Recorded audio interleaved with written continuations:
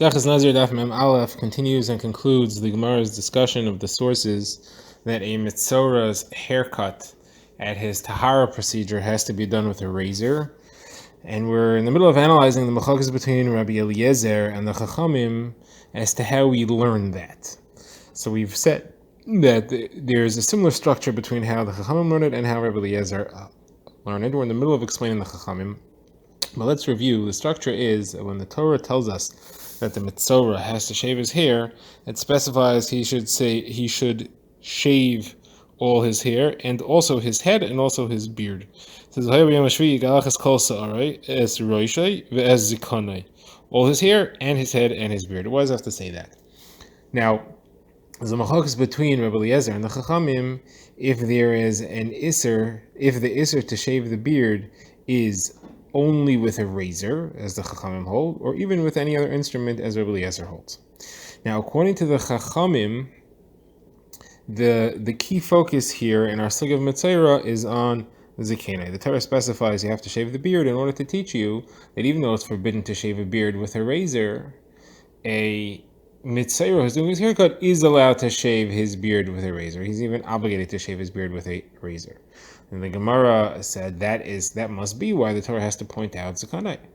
It's the only explanation for why the Torah mentions Zakanai especially is to tell me that even though ordinarily you can't shave with a razor, here you're allowed to shave with a razor. And it's got to be with a razor because according to the Chachamim, the only issur to shave the beard is with a razor. If it wouldn't be a contradiction, the Torah wouldn't have to say anything. Since the only issur to shave the beard is with a razor, the Mitzvah must also be shaving with a razor. So Gemara asks, maybe the Mitzvah is allowed to shave with a razor, and all it's teaching me is that there is no issur. How do you know that it's teaching me that he has to shave with a razor? Maybe he's allowed to shave with a razor, and the Torah is saying even though beard is not allowed to be shaved with a razor, the Mitzvah is allowed to shave it with a razor. How do you know that he has to? So the Gemara has already addressed that one way. Now the Gemara says that we have a concept from Rish Lakish, which says that you will never allow an assay to push away a to say if you could do both.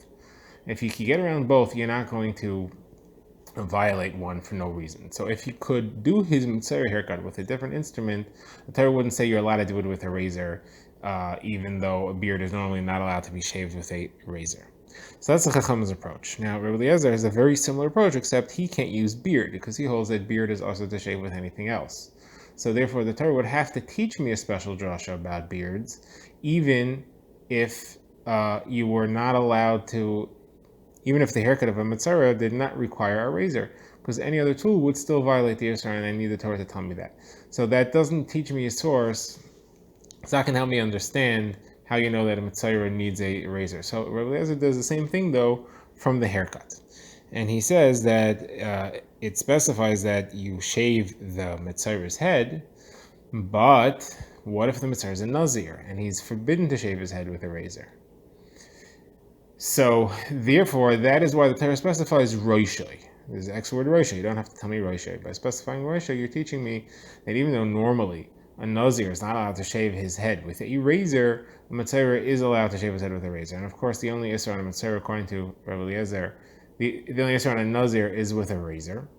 And therefore, if the Torah is going out of its way, teaching me an extra word to tell me that you're allowed to do it, if he's a Mitzvah, obviously what you have to do is with a razor. And then Gemara again asks, how do you know you have to? Maybe just teaching me you're allowed to. And then Gemara again answers, because you had Rava, who says that you have Rish Lakish, that is, who would say that if you're just allowed to, you wouldn't be allowed to. Because if you could use some other instrument and not violate the Isser of a haircut for a Nazir, you wouldn't be allowed to do it, even if he is a Mitzvah.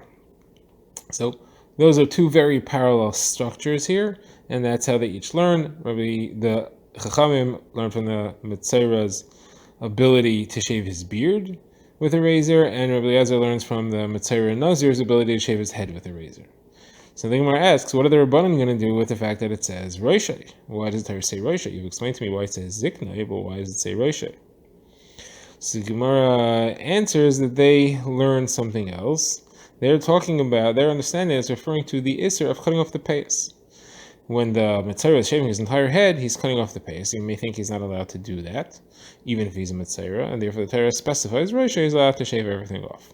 The Gemara quotes a Brisa It says the Torah, you should not shave off the corners of your head. You may think that applies to Torah as well. Therefore, it says Roishai. So now the Gemara has a question though, but why do I need you to tell me Roishai? Well, still, I could know that. I could learn it out of the fact you're allowed to shave the beard. The Pasuk specifies you're allowed to shave the beard, and according to the Chacham's understanding, that's telling me that you can push away the isser of shaving a beard with a razor for a mitzayra and allow him to do it with a razor. So I learn from the fact that I can push away the isser to shave a beard, I can push away the isser to shave the head. So why don't I just learn out of beard to shaving the head and cutting off the payas? So the Gemara answers simply, I need the Torah to tell me a special drasha that you're allowed to push away the isser of shaving the payas off if he's a mitzvah. Because otherwise I would have think that it's not an isser. Because maybe there's no isser to shave all the hair on the head and the payas. Maybe the only isser is to shave the payas and leave the rest of the hair on the head. I had such a tzad. So if the Torah wouldn't have told me the pasuk of Rosh, I would have said, "Oh, there's no isser to shave the head completely at all. It doesn't violate pas harosh. Doesn't violate that. Therefore, I would have had the wrong shot here. I would not have understood that the haircut of a mitzvah pushes away the isser of shaving the head. I would have said there is no isser to shave the head because you're shaving it all at once. And therefore, I have to have the Torah tell me Roshai, besides for Ziknai, to tell me that no, you need a special limud to tell me that you're not allowed to shave the head normally. That I need a limud to tell me that in this case you're allowed to shave the head, to teach me that normally you're not allowed to shave the head. Shaving the entire head is still a violation of pas harosh. Now, what about the other way? Why can't you just write Rosh, and I could learn from shaving the head that you're allowed to shave the beard?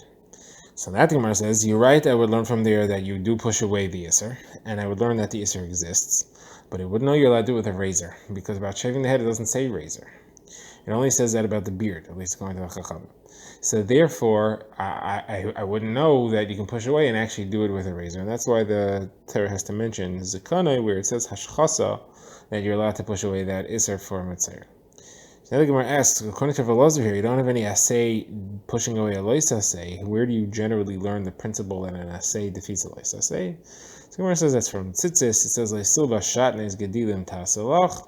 Teach you that you shouldn't wear shatnes, but if you need to wear shatnes in order to get tzitzis, because you have a cloth made out of linen and the strings made out of wool, you're allowed to do that. So that's the source that the mitzvah of tzitzis pushes away the isser of shatnes, and generally an assay is decha a lois assay.